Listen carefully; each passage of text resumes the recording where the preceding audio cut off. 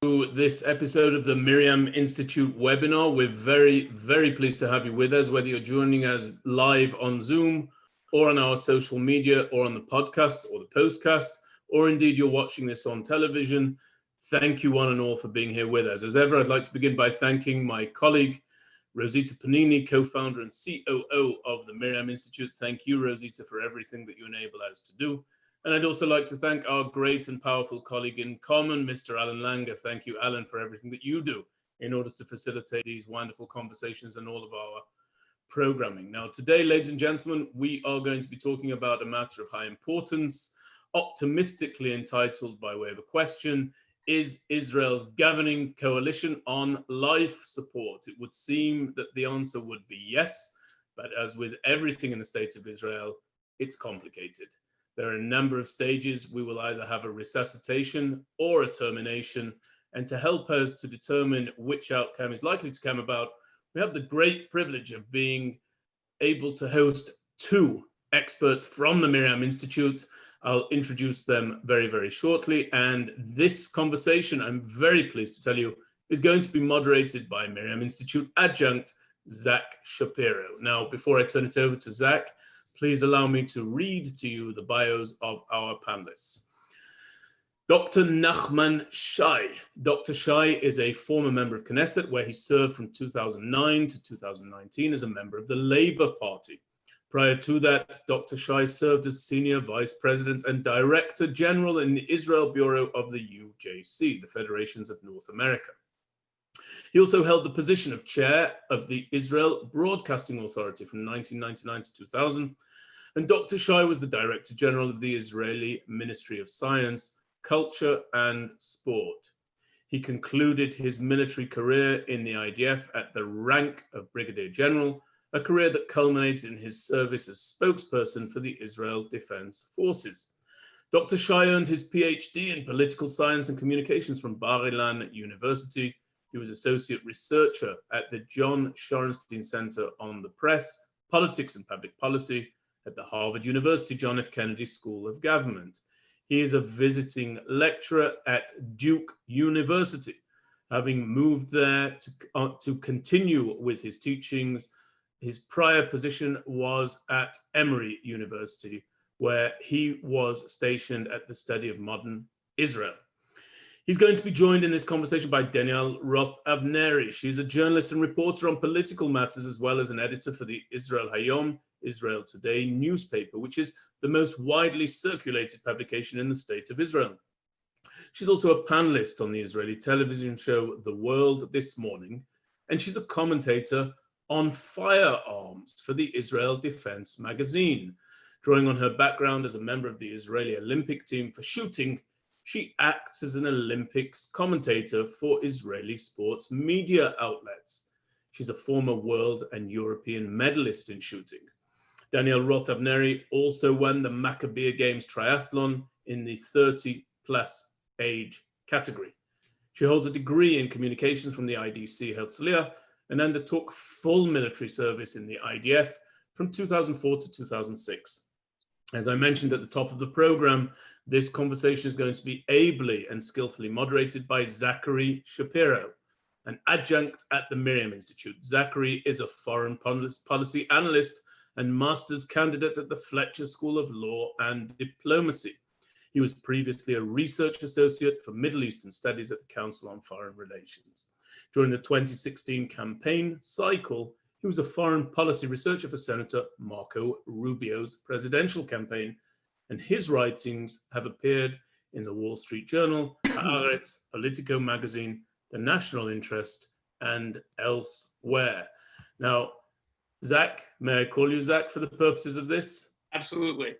I'm very, very pleased and proud on behalf of myself and the MirYam Institute to turn this over to you. And I'd like to encourage our listeners, if they have a question that they'd like to ask, please do so by way of the Q&A facility at the bottom of your screens or by way of the chat facility also at the bottom of your screens. Zach, it's over to you. Thanks very much, Benjamin. And thank you to our panelists, Danielle and Nachman. I'm very excited for this discussion.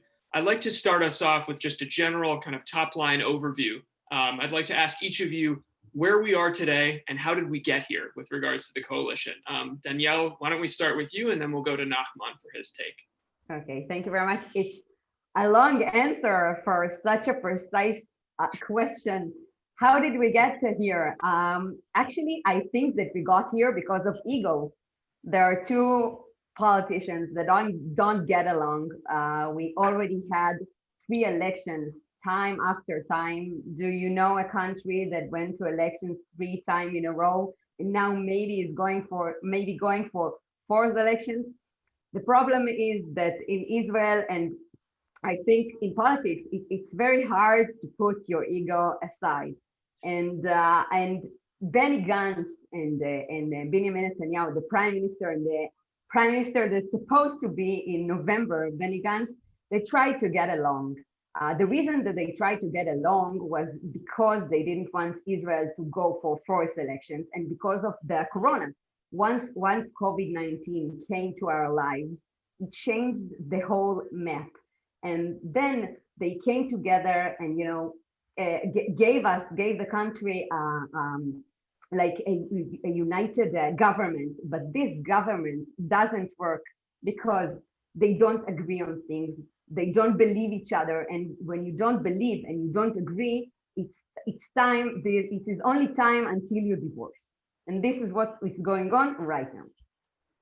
Great. Nachman, what's your take on the situation and how we got here today? Well, I first of all agree with Danielle. I think there's a matter of personalities, but also there is also a conflict of ideologies as well. I believe so, and between center left and right. The center left is gradually losing its power when it comes to Israel politics. That's a historic process that we have to admit and to deal with. I mean, as an Israeli, and even me as a former politician, and I was a member of a left party of the left side of the Israeli political map. Israel is moving to the right, but still the center and left refuse to accept it. So there's a clash here between maybe the past and the present and even the future, and that's the major point. You can see it in huge demonstrations, now a little bit smaller, every Saturday and night, and actually almost every day. Scores of thousands of Israelis are demonstrating in the streets, mainly from the center left. They want to raise their voice. They don't see themselves well represented in the Knesset, in the major political arena. So they take the political battle to the streets. It's fine in democracy. There's no problem as long as it's done under certain restrictions. I mean, especially these days. But it's a certain way that the center left parties in Israel feel that they try to take over their share in government again. If they don't do it in politics, they try to do it through demonstrations, through the Supreme Court sometimes, through the media, other channels. But at the end of the day, it comes to one important day, which is election day. And so far in the past 3 elections, it was almost even, in a certain slide to the right. And now Netanyahu, I don't know if you're going to discuss it, but now he's done something which is fascinating. He's negotiating with the Arabs, and he's bringing from the Arab list to the Knesset at least 4 members that's supposed to support him in the next election. This is something that no one even imagined. So we are going to talk about Netanyahu, I guess, soon. But so concluding my initial remarks, it's a matter of ideologies, not only of personalities. Something is happening in Israel, and we have to face it. Well, I'm glad you brought Netanyahu up. Nachman, you've known Bibi Netanyahu for a long time. I'd love to hear your take about what's he thinking right now? What's at the top of his mind? How much is he thinking about the trial in February? And I'd love if you could start with that. I think the trial is a major factor in any decision Netanyahu has been doing, is making and in the past few months. There's a set date for the trial. It's February. It's coming soon. and he's doing everything to avoid the trial, everything he can. If he can do it legally, if he can do it through the Knesset, he will. If he can do it through the legal process, he's just tried and failed, he will. He'll do everything he can. He just doesn't want to face the allegations that, according to his indictment. It's not a simple matter for him. I have a lot of appreciation to Netanyahu, I should say. I know him, as you said, for many, many years, and I think he's done great things for Israel, but he has to face this as well as part of his long political career. I wish him all the best. I wish him to get out of it as a free man and to continue his life, whoever will choose, but he cannot avoid it. That's how I feel. So I think that the trial is in the center. Even if you doesn't say that, if you look at his face, you see the court. And Danielle, as a reporter who's following all of this so closely, how do you see Netanyahu's strategy and his thinking about all of these things? I think that Netanyahu wants to be like until the end of the world, maybe the prime minister of Israel. He holds it for years, and it will be very, very tough for him to let it go. Of course, Dr. Shai is right, absolutely. The trial on February is over there. We're talking about it. We know that Netanyahu is fearing from it, and he's trying to do like everything just to make it a little bit, to put the noise down out of it. But I'm not sure that this is his only way of thinking, because I really believe that Netanyahu, I think in my opinion that he's a good politician. I think he do it very good and he has achievements, but he wants to stay in this point. And blue and white party that Benny Gantz is leading, they always say that Netanyahu only care about Netanyahu and he only wants his chair. Of course, he wants his chair, but I believe that he's doing also good things for Israel. I think that he's a good presenter for us, like at the foreign affairs everywhere, because I think that he did the things that he did as a prime minister. I must, in Hebrew, we say that we put our heads like down for him. So I believe that he did it, but Netanyahu is tired. You can see it. The trial is moving with him. He gets attacked from a lot of places. Every Saturday night, people are going to the street, right? From most of them from the middle left wing, but I'm sure that it affects him. It really affects him. And as we saw in the US, the coronavirus and like how Trump dealt with it wasn't so good, if I might say. Here, people also think about the corona and about the COVID-19 and about their lives. And right now, they think about their lives and about themselves. And every time that people think about their life and not Israel's future, they usually get attached more in Israel to the middle or left wing. Interesting. So something both of you have really alluded to is Netanyahu's his agility as a politician, his skill, his tactical and strategic abilities. And Nachman, you mentioned the joint list and the recent developments where Netanyahu has been trying to deal with them. So I'd love for both of you to comment a little bit on that, the developments between Netanyahu and Mansour Abbas and the Ram faction and the joint list. Why don't we start with Nachman and then we'll go back to Danielle. As I said before, thank you. As I said before, Netanyahu is an expert on dividing parties to 2, 3, and 4 parts. It's the antithesis of science. I mean, he does it scientifically, but he doesn't build. In this case, he just destroys parties, and he has the record. He did that to Kadima at the time, to the Labour Party, even more than once, and now he's focusing on the Arab joint list.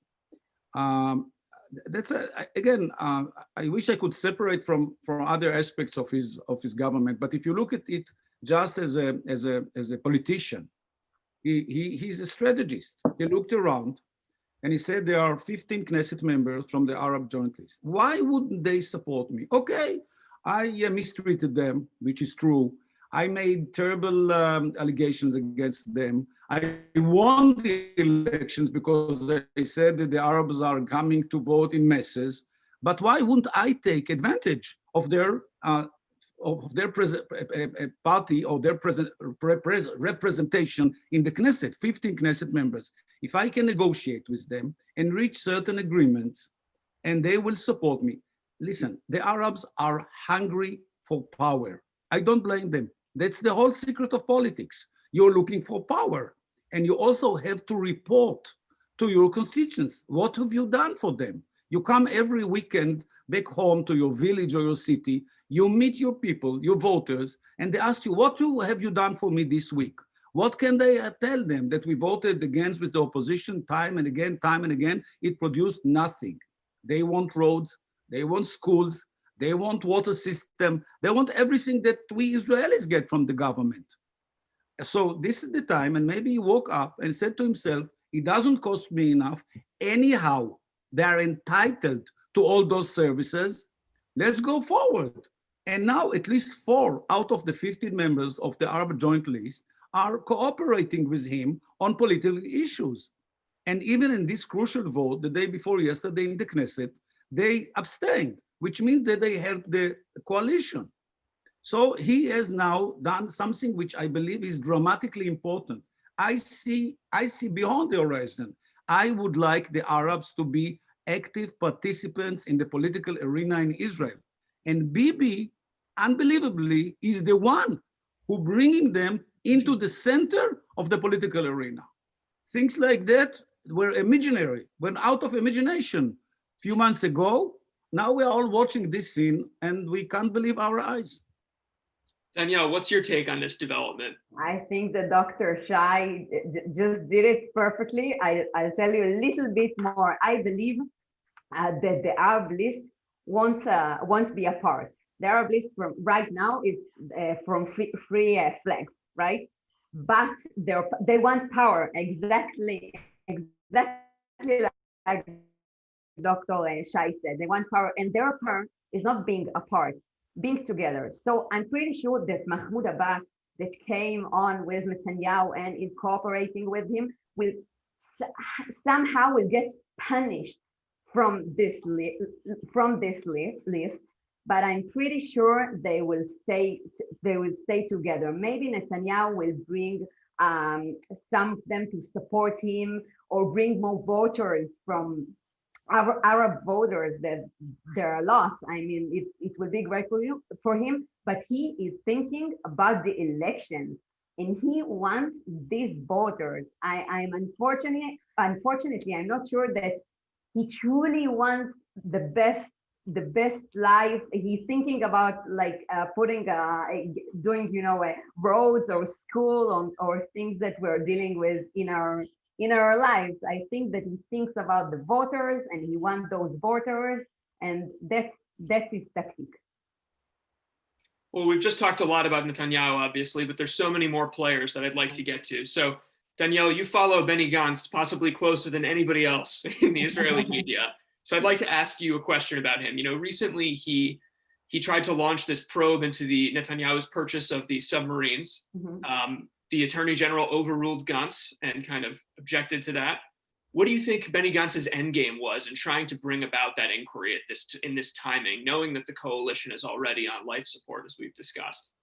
I think that Benny Gantz is pretty embarrassed about all the deal dealing right now with the submarines, because Benny Gantz wants to show himself as a leader, like that he takes care about the Israelis, about the academic, and right now dealing with the submarines, for him it's not quite fitting him, but he must do it because Netanyahu is all the time leading, and he's all the time doing whatever he wants with Benny Gantz. And there is people in Israel, they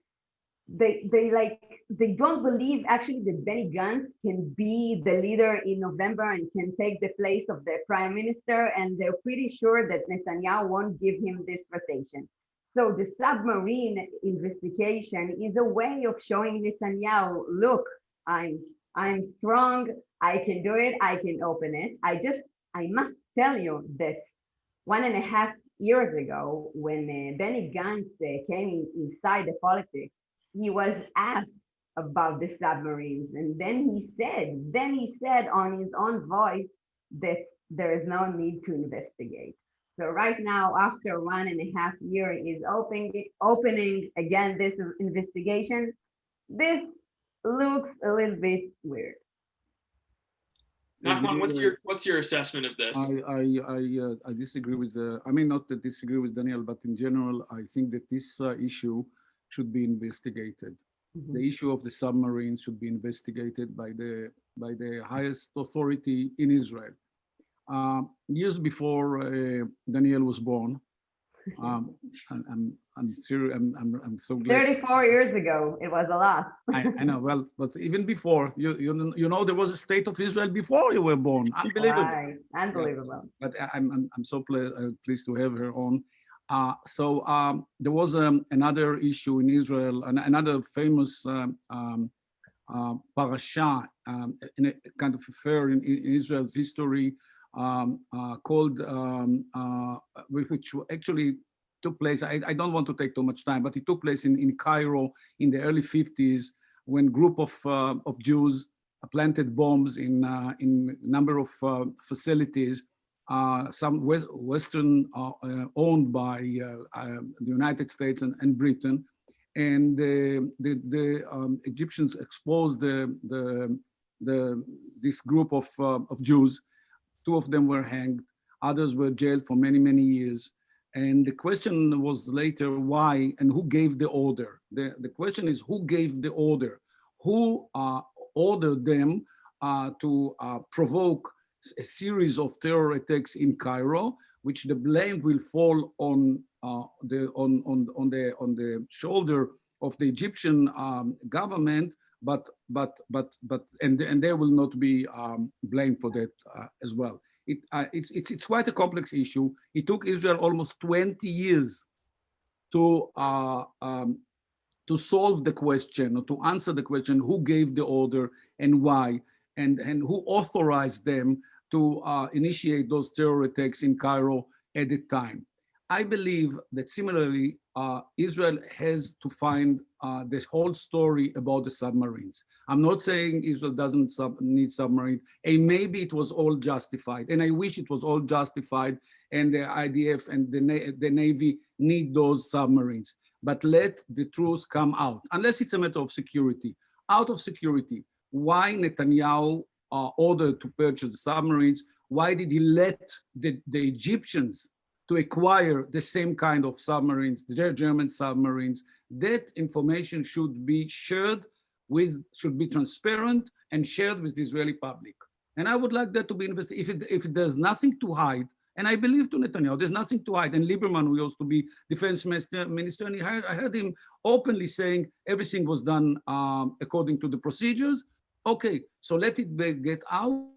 There's nothing better than the sun and the light of the sun. You know, it will tell us the whole truth.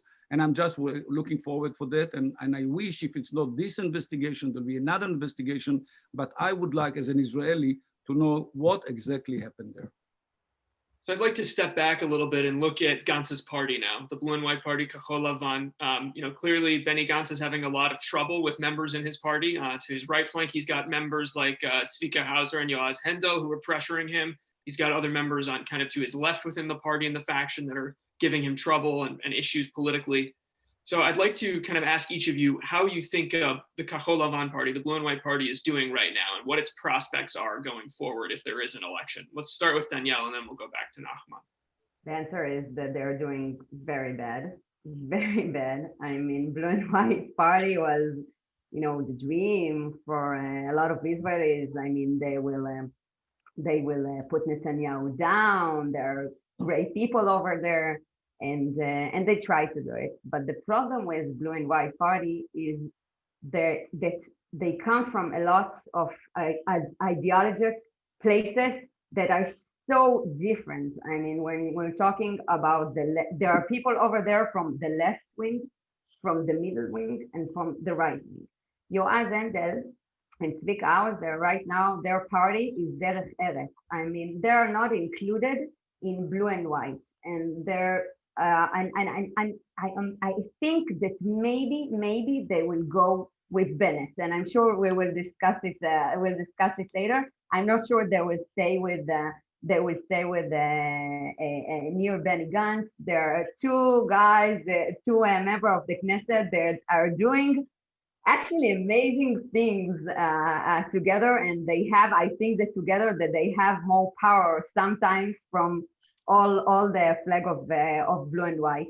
But blue and white is in a problem right now. There's a lot of ministers in this party, and after we will go to elections, those elections will happen. I'm not sure if they will happen in February. This I'm not sure, because I know that Netanyahu and Gantz are talking behind the scenes.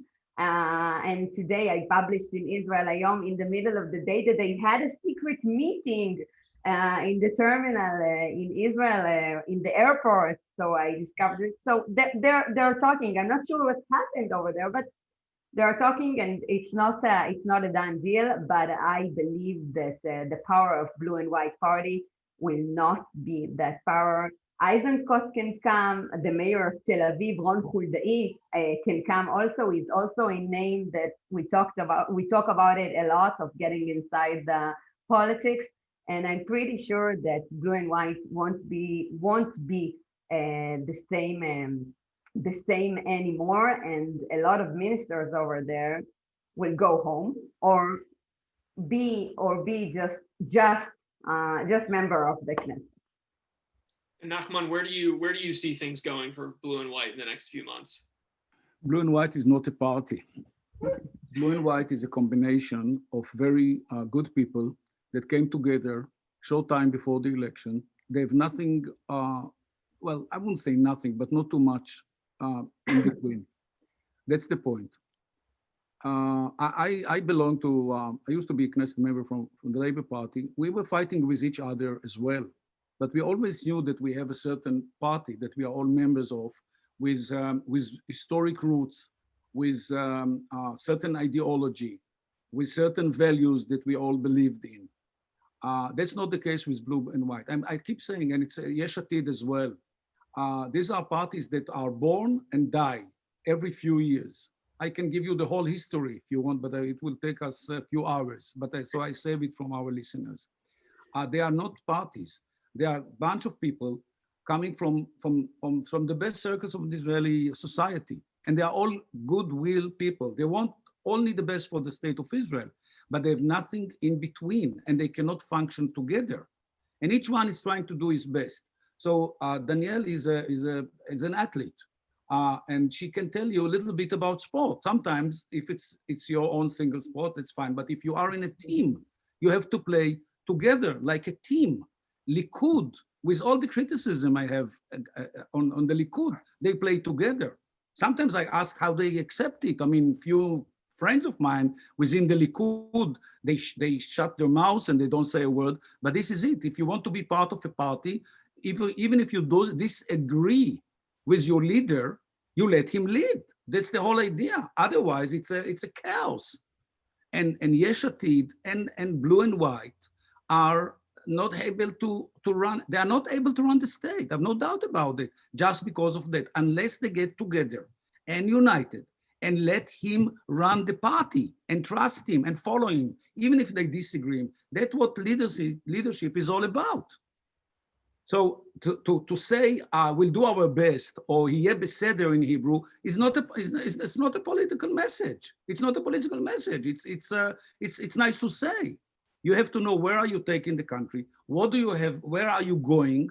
And can you do it together? Separately, none of them can do it by himself. They have to get and figure out that they want to build a party, to run it, or to sustainable party for a long time.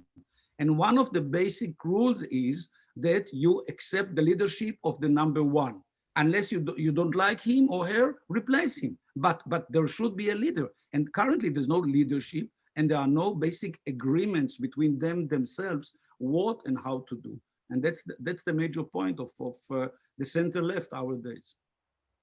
So someone whose name has come up that we haven't really discussed is Naftali Bennett and his Yamina party. So I'd like to talk about that a little bit. There are some polls that have come out in the last week that show Yamina possibly getting as many as 20 seats if there are elections.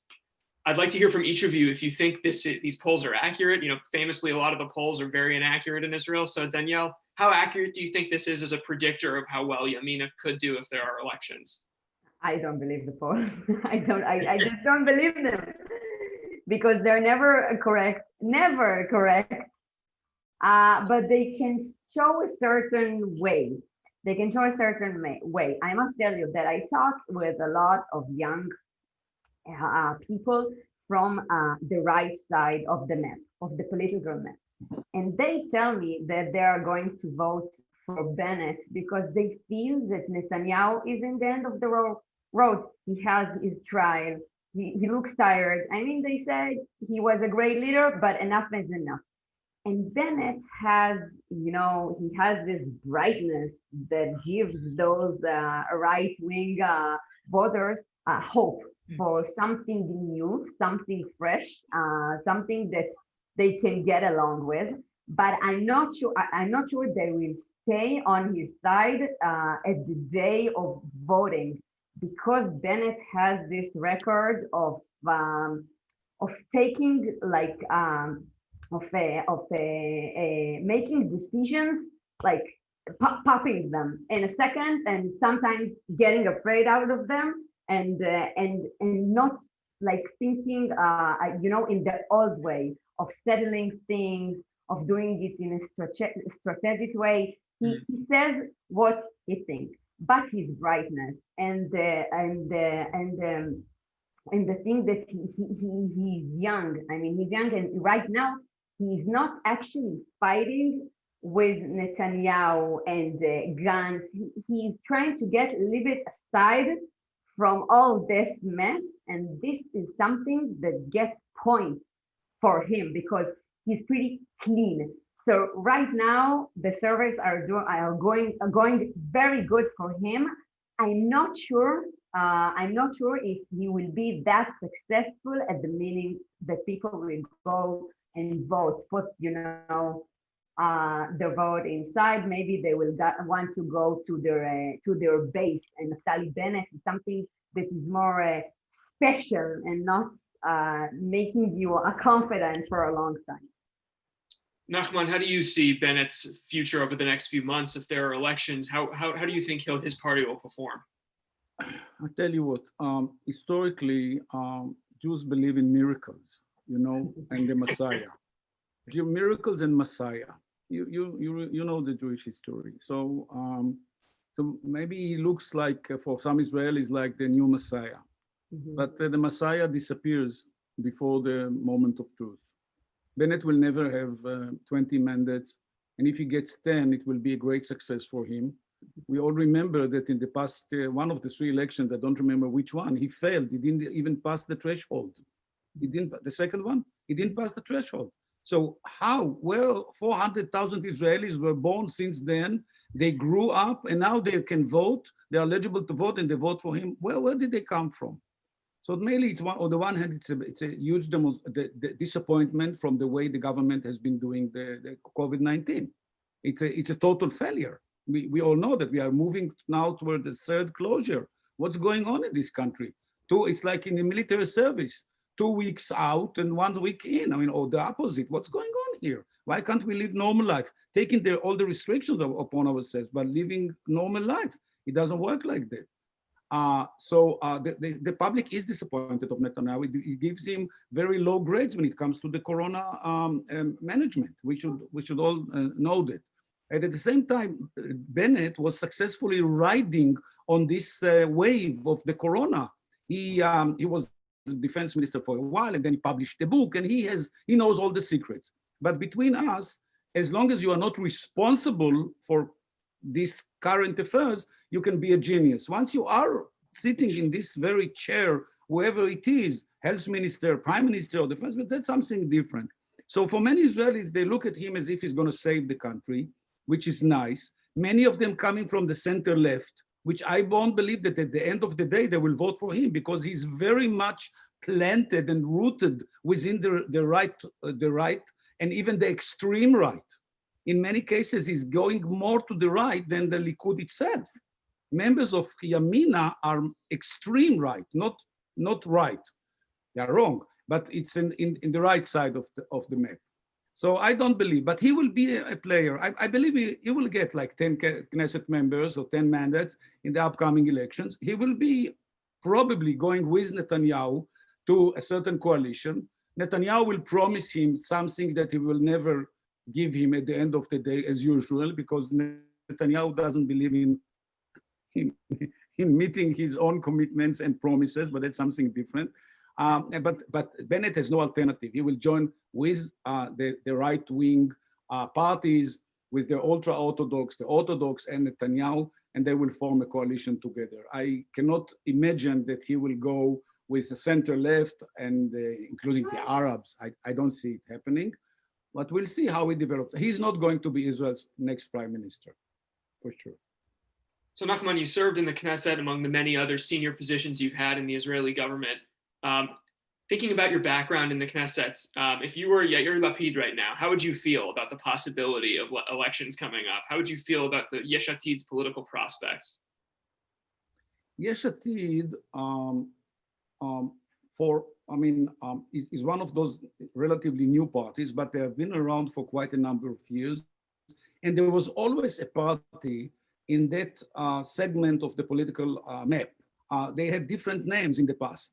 This was the New Democratic Movement for Change, the Progressive Party, the General Zionist Party. That's a kind of a middle class party, which had each time, historically they had between 10 to 15 Knesset mandates. And that his father, Lapid's father, the late Tommy Lapid, was the chair of a very similar party. He had 11 or 12 mandates, and overnight in the next elections, they all disappeared. So it shows you a little bit how it works. But I would say traditionally, there is a room for a party like Lapid's party, like Yesh Atid. Whether they are able to suddenly grab 30 Knesset seats and become the leading party, it's beyond my imagination. I don't see it happening. But they will have they had already 19, they went down to 10, they may get another 15 Knesset members. If they are able to form a coalition, he will be a government minister. I don't see him as a prime minister yet, and maybe never, unless he's able to bring in, as he did try, by the way, before the election. What was the story? Yesh Atid and Blue and White, they're all part of the same political party, and they had over 30 Knesset. They had a chance. They missed it. Believe me, you're not giving two chances in the same term or in the same Knesset term. They were given a chance to form a coalition. They failed for many reasons. I don't see that happening again. Lapid by himself is a very talented, skillful, he speaks well, is smart, highly qualified. But whether he will be able to put together 25 or even 30 Knesset members, I don't think so. Danielle, where do you see things going for Lapid and for Yesh Atid? Wow, I need to breathe before answering. I'm covering Yesh Atid from day one, 2013. And there's something that I learned from covering them from day one, that Lapid decides everything in the party. I mean, for 8 years, I get phone call every morning from member of the Knesset that they're asking me, Danielle, what is going on with our party? Tell us what Lapid is thinking and where are we going? I mean, this is so weird that member of the Knesset from a Yesh Atid flag doesn't know what is going on in their party, okay? This is pretty weird. Lapid from day one, he said that he wants to be the prime minister of Israel. I feel that Yesh Atid they serve this will of Lapid being the prime minister. Of course, that member of the Knesset from his flag, they want him to be the prime minister of Israel. But right now, it's only dreaming for him. Lapid is from day one is in a campaign he's always like in a campaign. He always sending those exactly same textbooks, and if we're not when we're dealing with COVID-19 and this big epidemic, he always say that Netanyahu should go home and Israel needs a new leadership. And sometimes there are people that believe in it, and there are people that think that this is pretty annoying. I mean, this country, like other country, are very suffering from COVID-19, and you talk about your passions and desires to go and be the prime minister and to change and to, you know, bring back Netanyahu home. I think that, but I must say something about Lapid, that exactly like Dr. Shai said, that he's very talented. He knows how to speak. A lot of young people are voting for him because he has this glam. He came from television. He had like he was in Hebrew we said Amami Aleumi is like the national someone that you love, and he really did a big change. I mean, from being the number one TV and going for politics, and everyone is fighting with him. I believe that Lapid won't stop until he gets what he wants, but he is very he's feeling very like blamed from Benny Gantz, because once Lapid got together with Benny Gantz for Blue and White Party, the large Blue and White Party, he felt that he was very betrayed by Benny Gantz. So for Lapid going on the political, going up in his political like perform, he must combine with Bennett, with Lieberman, with other parties, and he always says that he won't do it until he will be number one. So sometimes you need to give and to get. So I'm not really sure what is going to be, but to be with it, if we will, you know, mix with other flags. And I must tell you something very important and very interesting that happened in a Yesh Atid party. The best friend of Lapid and number two in Yesh Atid a few months ago said that he wants to be the first place. I mean, he wants to replace Lapid. He wants to be the leader of the flag. And Lapid was very shocked. He came on TV. It was Ofer Shelach, member of the Knesset, Ofer Shelach, and he came on TV one day and just said it. And Lapid was shocked. And Ofer Shelach asked him for primaries for leading the flag, and shocked Lapid told us all that he will think about it. And for a few months, he is still thinking about it. So before we pivot to some questions from the audience, I'd like to end with one question for both of you, which is, assuming that Gantz and Netanyahu are not able to get a deal to avoid elections, and we do in fact go to elections, it's relatively clear that the right will do somewhat well, but how badly will it go for the Israeli left? How poorly will the results bode for the Labor Party for Meretz as they're struggling now? Why don't we start with Nachman, and then we'll go to Danielle.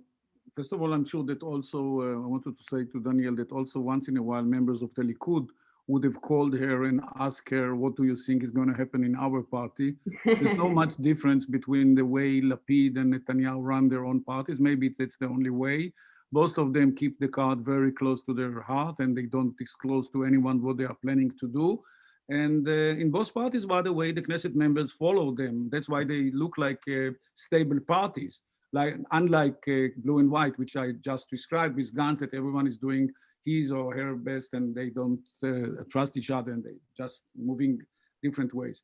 Anyhow, it seems at this stage that the right party, the right-wing party, center-right, will win the upcoming elections if there are elections.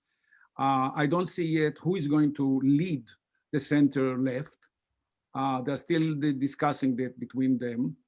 The name mentioned by Danielle earlier and by many as another chief of staff, Gadi Eisenkot. By the way, we can produce a new chief of staff only 4 years. I mean, it takes 4 years to produce a new chief of staff, and then they have to stay in what we call a freeze for at least 3 years. In this case, because there were so many election campaigns, Gadi Eisenkot can join in. But there is a limit. And Benjamin, my friend Benjamin Anthony, remembers that when we discussed Gantz at the time and Ashkenazi and Ya'alon and others, I said to them that in order to be a politician, you need to run the same length as a military before you got to the senior position. You have to stay in this game for years to learn the ground rules. Then you become either a good athlete or a good politician or a good military. It takes time. You are not born as a politician. Netanyahu, whom I know, as you said personally, I've been following his career for 44 years. When he met me for the first time, he was 26, okay? And I was 28 or something. I mean, I'm older than him. But that's the way it is. He knew at the time he's going to be prime minister, but it took him many years, and he has done everything to prepare himself. It takes time. And the same applies to Gadi Eisenkot, whom I admire, I'm telling you, as a military. But I have no idea whatsoever how will he be as a politician. Can he run the state of Israel? Can he function as a government minister? And what about Knesset member? You have to be Knesset member first. That's the way it is. You cannot be a captain before a lieutenant, and you cannot be a major before you're a captain. That's the way it is. It takes time. You're not born as a prime minister. So, and look how long it took to Biden to become president-elect. So I don't see yet the name, who is going to lead the center-left. And the prospects are low that someone will suddenly take the lead, and everyone, as Danielle said, and Lapid will not give anyone anymore the number one position. No more. He's done it already. So I don't see who is going to lead those parties. And there are difficulties to negotiate between themselves and to figure out how to build a strong party or strong parties to defeat the center right. So probably 90% it will be a right and center and right parties with the traditional coalition with the Orthodox on the ultra-Orthodox. I'm sorry if I disappoint some of our webinar participants, but that's my projection. And what's your prediction, Danielle? How do you see things unfolding if we do go to elections? Wow. I'm pretty sure that there will come a new group. Dr. Shai, of course, talked about Gadi Eisenkot. I am pretty sure that Eisenkot will come inside, and Mayor of Tel Aviv, Ron Huldai, will come inside, and Ofer Shelach will try to get up from second place in Yesh Atid, and maybe there will come a new group of stars that will tell the Israelis that they're the hope, and they will bring Israel to a better place, to the rainbow. And I'm pretty sure that is what is going to happen. Dr. Shai said before something great, that before years, Netanyahu, it took him almost 44 years for being a great politician. And nowadays, I'm young, so I can say it, but I believe that to be an expert in something, you need to learn from the start and to build it on and on and on. I can see exactly like in politics, exactly like in the media. I can see my students, they always ask me, okay, how can I get on TV? How can I do this or that? And I tell them, start from beginning, producing something small in a large media channel, and then, rise yourself up and do it with a lot of ambition and be very good. But here in Israel, in the politics and the elections, it feels like a reality show, like a reality show. But and I must tell you something: the media, we enjoy it. I mean, there are new faces, there are new thoughts, there are new things because they don't have the experience of politicians. It's very interesting because sometimes they fall in interviews and they bring us headlines that are very interesting, and sometimes it feels like the election is the show business in Israel. And let me please tell you something else. 1 year before 1 year, when this weird government came to our life, it was at the beginning of the epidemic. I mean, so getting united, it was something that for me and for a lot of people was dreamy. and people, we were really afraid of another election. And right now, when we live near the COVID-19, we go with our mask all day long, we communicate by Zoom. Elections are not that frightening for us anymore. So just as a follow-up to both of your predictions, we've got a question 3 here. days. Elections will be held for 3 days because people are going to stand in lines and there'll be no lines. There's no mail system in Israel that can deliver votes like it was done in this country. So it should be done in person. And so people, it will take 3 days. I hope they wouldn't declare 3 days vacation for that purpose as well, because usually the election day is day off. But it will take at least 3 days for all the Israelis to come to the polling ballot, to the polls, to the polling stations, and to vote. At least 3 days. If it's in February, no doubt about it. And I have a suggestion for those days, that if you come and vote, you also get a vaccination for COVID-19 at the same time. So you will go only once outside, and that will. Good idea. That's very efficient. I haven't thought about it. A good idea for sure. So we've got a follow-up question from one of our guests in the audience. Lisa Wishman asks, if the government falls, do you see any scenarios in which a coalition would be formed without the Haredim? And if so, what would that look like to see a coalition without the Haredim? There won't be a coalition without the Haredim, but Dr. Shai will answer it better than me. The Bibi will not let the Haredim out of his coalition. They are the most loyal partners. It cost him, it cost us. It's a matter of money in many cases.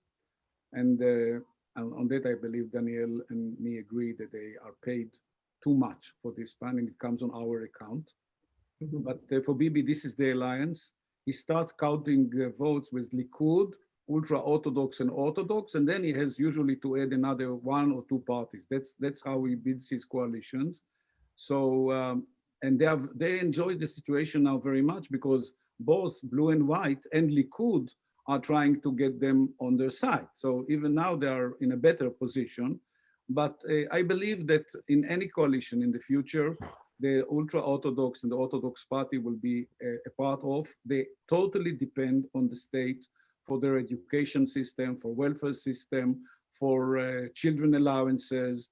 I think something basically should be done about them and the role in the Israeli society, how to fully integrate them into the general society, how to make sure that men will join the work market, not only women, and also in terms of education, that the core studies will be part of their curriculum, because otherwise, if it goes this pace, in 20 or 30 years, 30% of Israel is going to be ultra-Orthodox.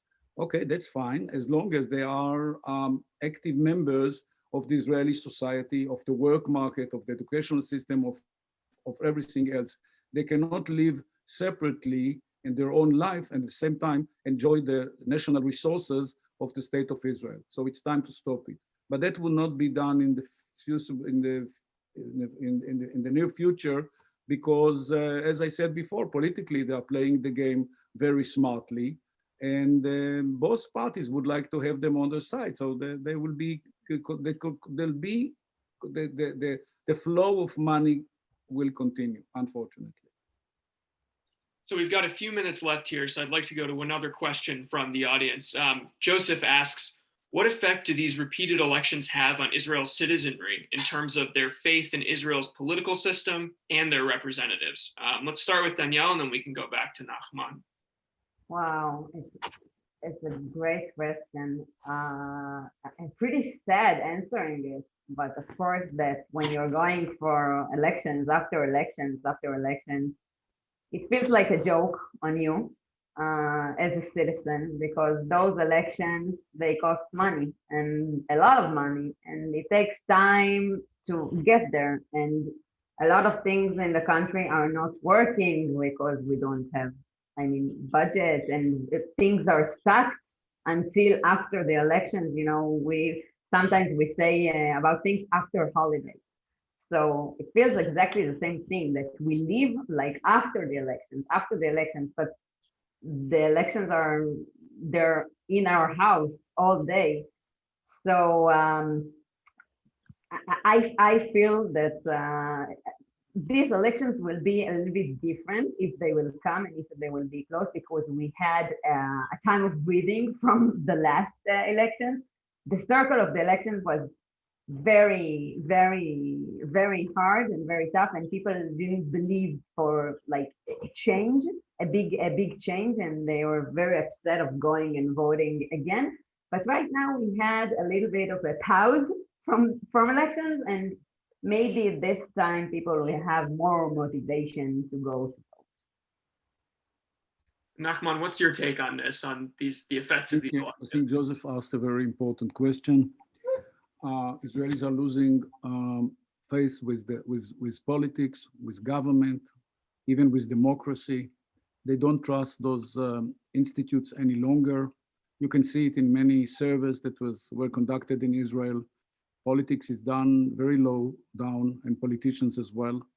And that's a tragedy, because we live in democracy and we trust democracy and we believe this is the best political system. I don't know of a better one. And I agree with many Israelis that don't trust the government. If the government cannot give, for example, personal example, if they cannot serve as an example, if they themselves, as it was shown in many cases, violated the various restrictions that wanted to apply on the Israelis, on every single Israeli was asked not to leave home or to stay in house, and at the same time politicians used to bring family members to spend the holiday with them, or they travel to spend holiday with their family members. That's not a personal example. This is not example that Israelis can follow.